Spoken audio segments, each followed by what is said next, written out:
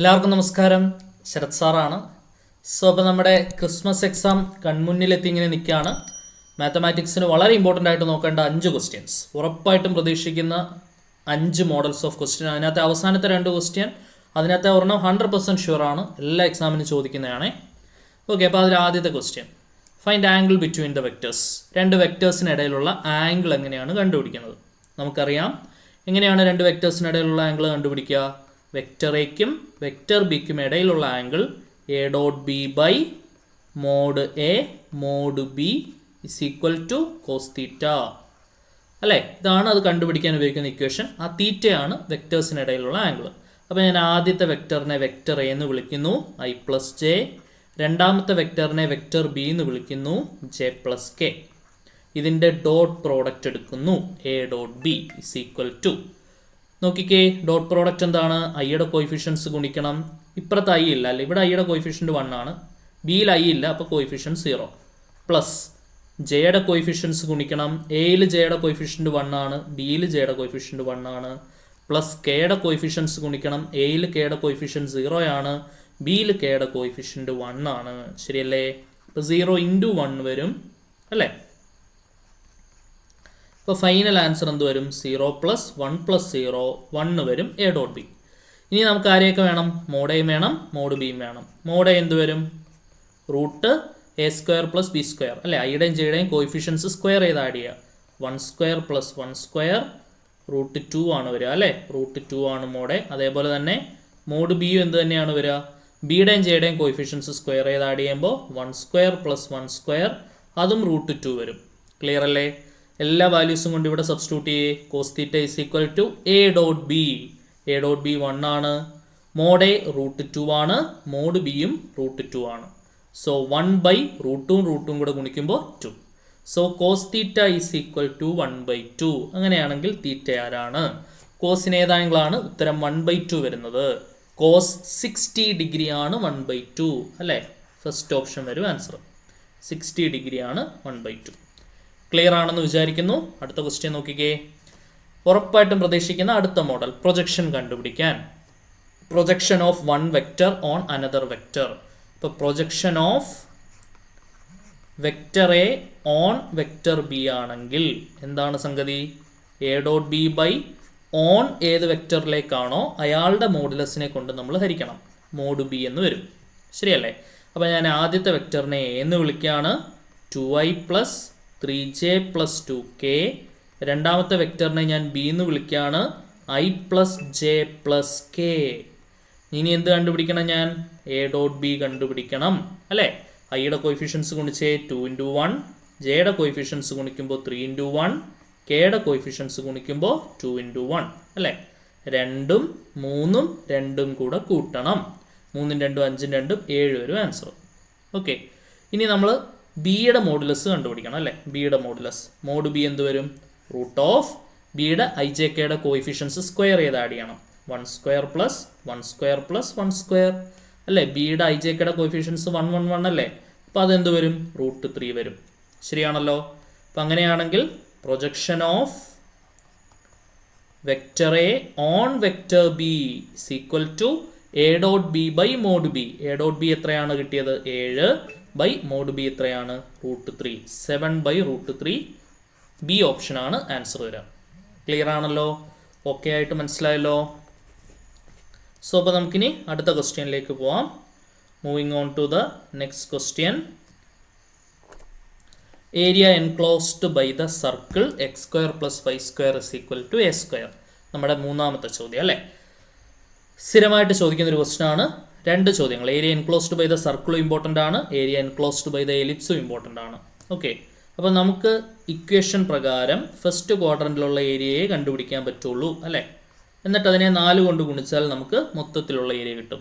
0 മുതൽ a വരെയാണ് സർക്കിളിൻ്റെ റേഡിയസിൻ്റെ വേരിയേഷൻ. കമ്പയർ ചെയ്തേ, x - h² + y - k ² r². General equation of circle ആണ്. താരതമ്യപ്പെടുത്തുമ്പോൾ a ആണ് റേഡിയസ്, 0 0 ആണ് സെൻറ്റർ. അപ്പോൾ സെൻറ്റേഡ് അറ്റ് ഒറിജിനും റേഡിയസ് എയുമായിട്ടുള്ള സർക്കിളിൻ്റെ ഏരിയയാണ് നമുക്ക് കണ്ടുപിടിക്കാൻ അവർ ചോദ്യത്തിൽ ആവശ്യപ്പെടുന്നത്. അപ്പം ഫസ്റ്റ് ക്വാഡ്രന്റിലെ ഏരിയ ആണ് നമുക്ക് കണ്ടുപിടിക്കാൻ പറ്റുന്നത് അല്ലേ.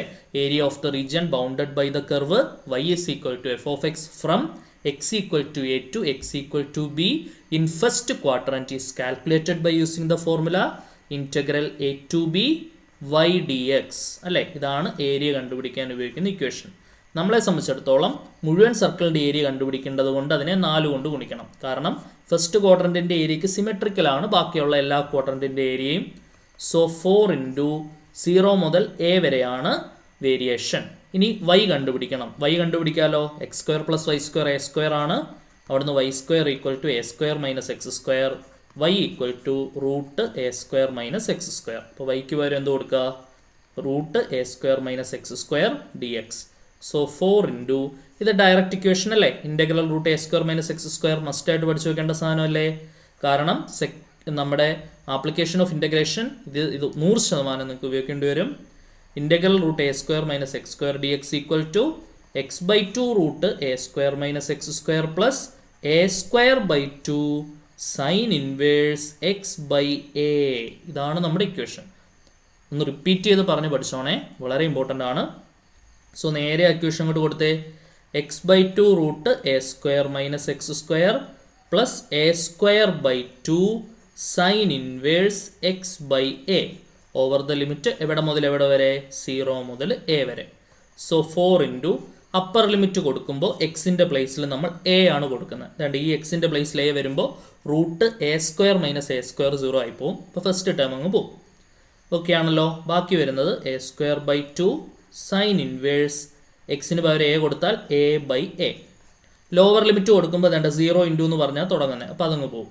സൈൻ ഇൻവേഴ്സ് 0 വന്നാലും 0. അപ്പോൾ ലോവർ ലിമിറ്റിൽ പൂർണ്ണമായിട്ടും 0 ആണ്. അപ്പോൾ -0 എന്നേ വരുള്ളൂ. ഇത്രയേ ഉള്ളൂ ഉത്തരം. എയും എയും നമുക്ക് ക്യാൻസൽ ചെയ്യാം. So 4 into A square by 2 sine inverse എയും എയും ക്യാൻസൽ ആയാലും എന്ത് വരും? 1 വരും. ഓക്കെ.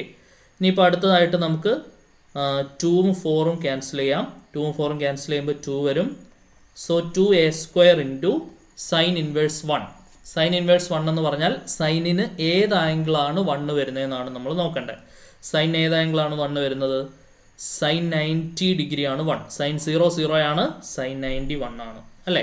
പുറത്തൊരു എ ഉണ്ടായിരുന്നു. യെസ്, ആ പുറത്തൊരു 4 ഉണ്ടായിരുന്നു. ആ 4ഉം 2ഉം തമ്മിൽ ക്യാൻസലായി. 2 ആയത് എല്ലാവർക്കും പിടികിട്ടിയെന്ന് വിചാരിക്കുന്നു. സൈൻ ഇൻവേഴ്സ് 1 എന്താണ്? Pi by 2. ഇനി 2ഉം 2ഉം ക്യാൻസലായി. ആൻസർ എന്ത് വരും? Pi A square. നമുക്കറിയാം സർക്കിളിൻ്റെ ഏരിയയുടെ ഇക്വേഷൻ പൈ ആർ സ്ക്വയർ ആണ് അല്ലേ. സർക്കിളിൻ്റെ ഏരിയയുടെ ഇക്വേഷൻ പൈ ആർ സ്ക്വയർ ആണ്.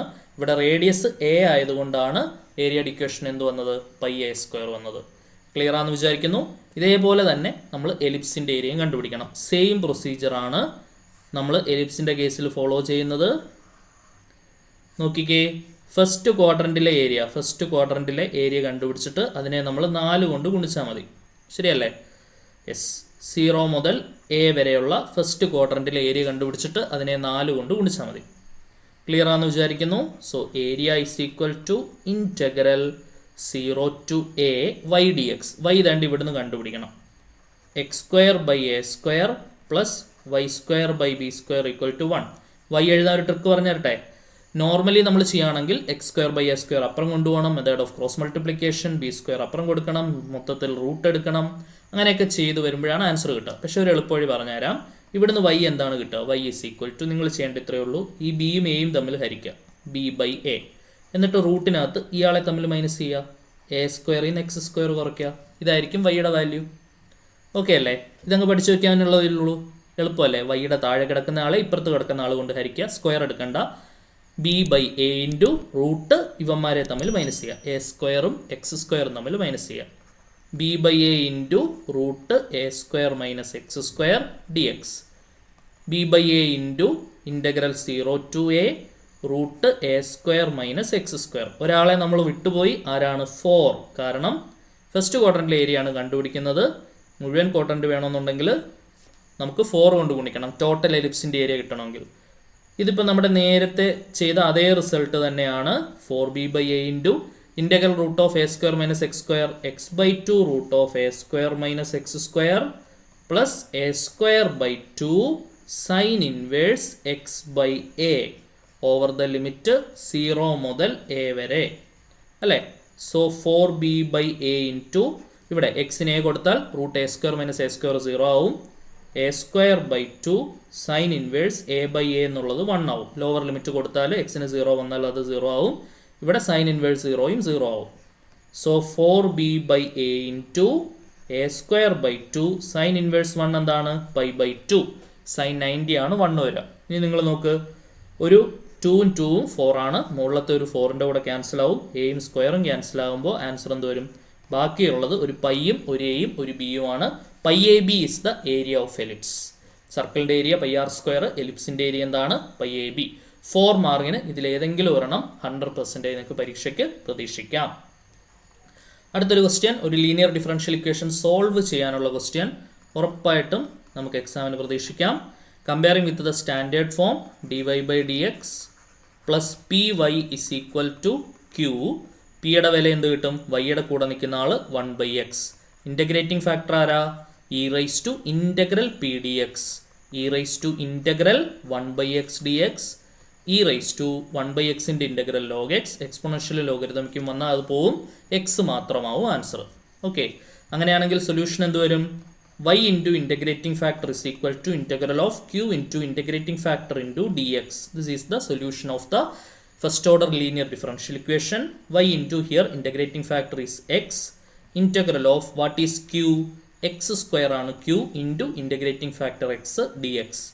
So yx equal to integral x³ dx എന്ന് വരും. So yx equal to x³ integrate ചെയ്താൽ എന്താണ്? x⁴/4 plus C is the solution. Clear ആണെന്ന് വിചാരിക്കുന്നു. നമ്മുടെ 5 ചോദ്യങ്ങൾ മോസ്റ്റ് പ്രെഡിക്റ്റബിൾ, മസ്റ്റായിട്ട് ചെയ്ത് പഠിക്കുക. ഉറപ്പായിട്ട് നിങ്ങൾക്ക് പരീക്ഷയ്ക്ക് പ്രതീക്ഷിക്കാം. ഓക്കെ, സോ മറ്റൊരു യൂസ്ഫുൾ വീഡിയോ ആയിട്ട് വീണ്ടും കാണാം. നാളെ രാവിലെ 5 മണിക്കൊരു വീഡിയോ നിങ്ങൾക്ക് വരും. അപ്പം നാളെ രാവിലെ ആ ഒരു ഇമ്പോർട്ടൻറ്റ് ക്വസ്റ്റ്യൻസും കൂടെ കണ്ടിട്ടേ നിങ്ങൾ പരീക്ഷയ്ക്ക് പോകാവൂ. Until then tata bye bye, see U.